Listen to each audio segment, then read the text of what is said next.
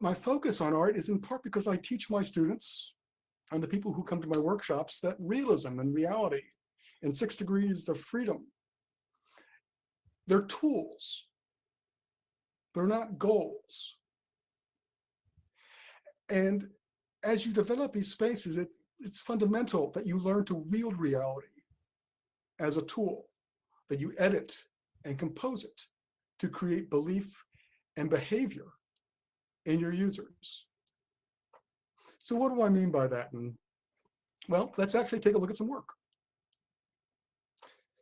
We're in virtual reality. So for starters, I mean, slides are useful sometimes, but you'll want to see work. And these are actual projects by Brian's students.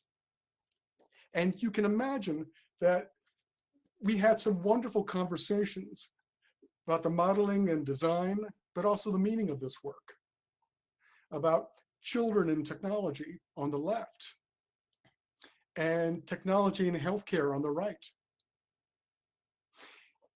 These sorts of installations created by you or your students can become talking points and places for them to express themselves and ways for you to think about your own educational practices.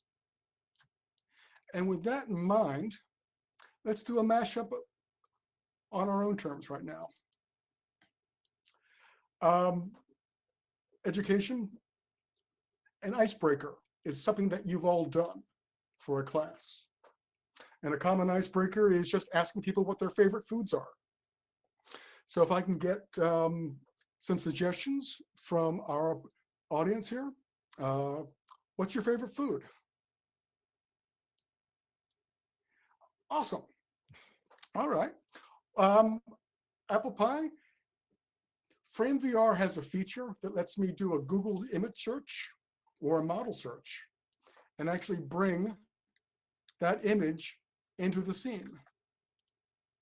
So let me give a second to type that out and get it. And here we go. Apple pie. And me, I'm feeling a little more snacky. So I'm going to give you guys some Cheetos. This is pretty common, pretty straightforward. We can turn this, though, into an educational talk about VR with this little bowl that I've got below. Because you may like apple pie and you may like Cheetos, but you may not actually like them in the same bowl. And this is a way to think about virtual reality, because everybody out there has their own opinions, their own backgrounds, their own experiences about what they like and don't like about VR. And one of the challenges that we have as developers and designers, even just talking about this, is trying to fit everything on our plate, trying to find a common language. And sometimes, well, you can't. Cheetos and apple pie don't necessarily go all that well together. So hopefully I will now get you to like Cheetos. Also, get you to consider to empty your bowl and join me on a bit of discovery. Okay. Hey, icebreaker that brings in our audience and gets to talk about VR. Pretty straightforward, and hopefully you get a sense that this was inspired by an art installation. 2 weeks ago, I was talking to a group of people about healthcare and social issues and mental health. And rather than having VR in the plate, family members were all types of food. And sometimes different types of food fit on the plate, and sometimes you want them on separate plates. And sometimes you want different meals. So there are like just lots of ways that you can interpret this sort of installation building approach. Going even deeper, a friend of mine who teaches game design is using these installations. He's asking his students to name 3 things they love about a video game and express it. and build an installation or scene based upon that. So there are some really creative, just entry-level things you can do with this art in terms of creating a dynamic classroom situation.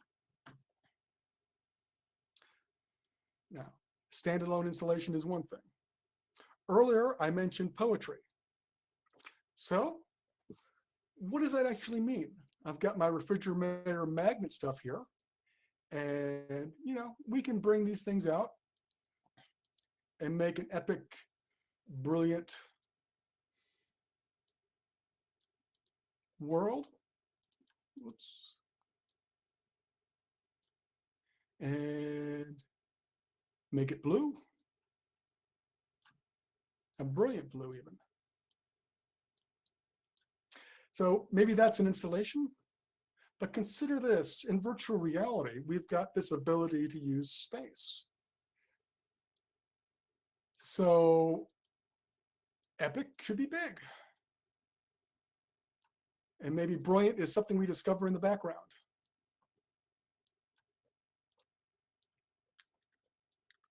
And you can begin to see that we can put our installations in space and create a story and a journey. In fact, you can put the world at your feet, or even give it a little twist and have it be a big jam.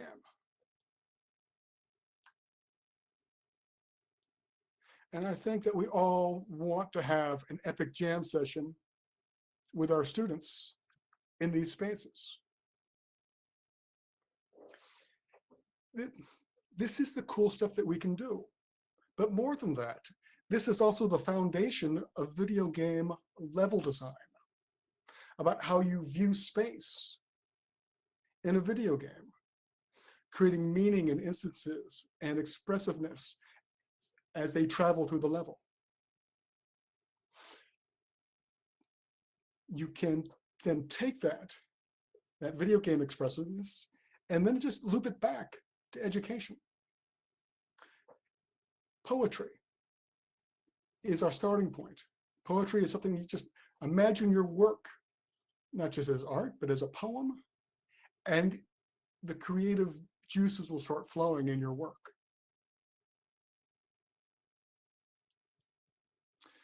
So why don't we see more of this? Why are there barriers here?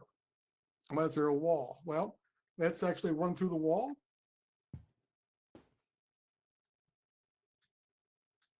You guys can push the W key and move forward. Hey, Brian. Yeah.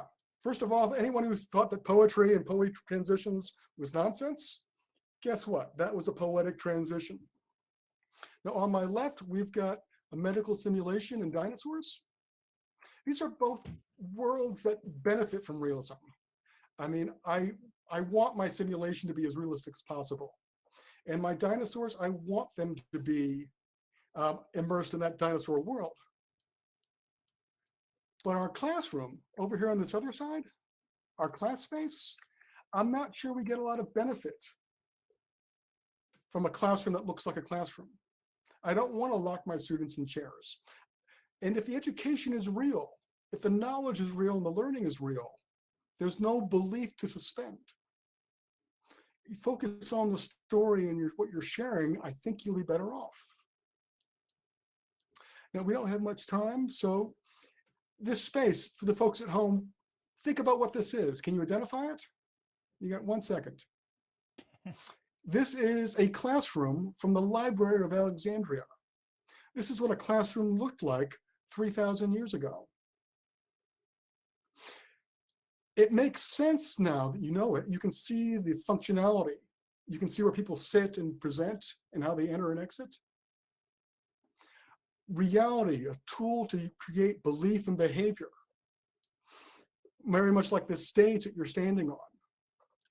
Because you can strip away reality, which is overwhelming. I mean, this blue infinite sky is wonderful. But when you go so far, I know that people struggle to do bigger things. It almost gets to be black. And with that, there's nothing. sort of infinite possibilities of virtual reality that it's just so challenging. Embracing art, embracing the story, using reality as a tool opens up an entire universe for you. And maybe we'll throw a spaceship in and a place for you to stand. Now, I'm checking my clock, and that's 4 p.m., so I don't know we have any time left.